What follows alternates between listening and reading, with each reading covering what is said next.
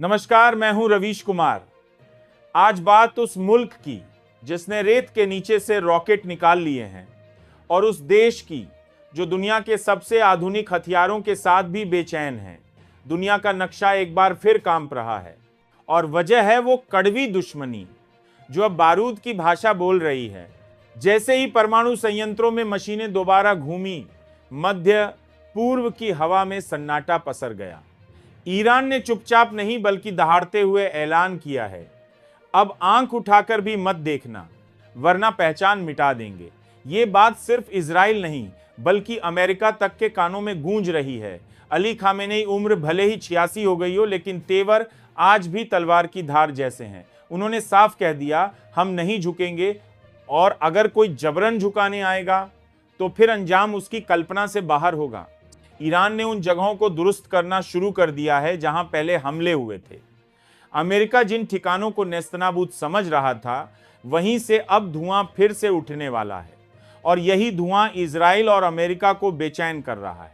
Israel की आंखों में चिंता है क्योंकि वो जानता है कि मिसाइलों का सामना वो कर चुका है, लेकिन अगर परमाणु हथियार बन गए तो फिर कौन सी दीवार उसे बचाएगी।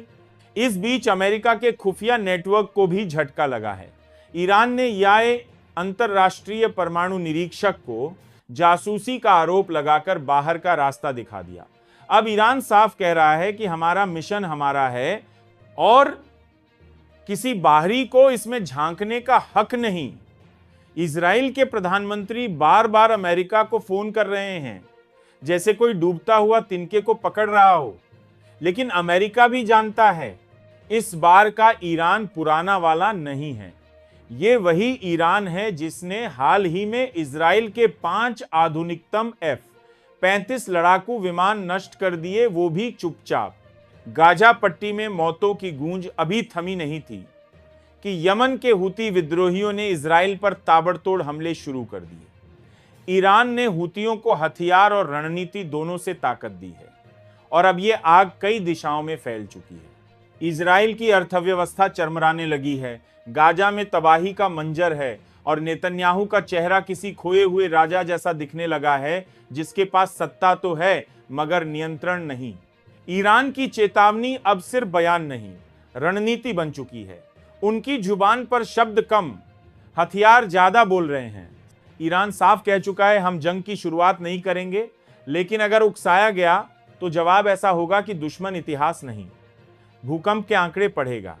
मुस्लिम देशों ने एक सुर में ऐलान कर दिया है, अगर ईरान पर हमला हुआ तो वो चुप नहीं बैठेंगे।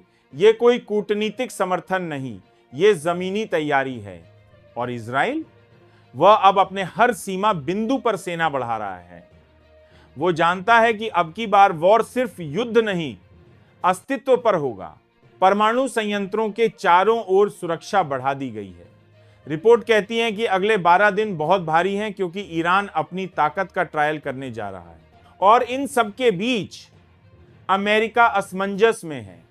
उसे समझ नहीं आ रहा कि वो इजराइल को बचाए, अपने सैनिकों को वापस बुलाए या नई जंग में कूदे। ईरान कह चुका है, अगर तुम आए तो हम भी आएंगे और इस बार हम रुकेंगे नहीं। तो दर्शकों, ये लड़ाई सिर्फ हथियारों की नहीं, हौसलों की है। ये तनातनी सिर्फ 2 मुल्कों के बीच नहीं बल्कि उन विचारों की है जिनमें एक भविष्य देखना चाहता है और दूसरा इतिहास दोहराना चाहता है। आपका क्या मानना है? क्या वाकई अब जंग करीब है? हमें कमेंट बॉक्स में जरूर बताइए कि आप इस पूरे घटनाक्रम को कैसे देख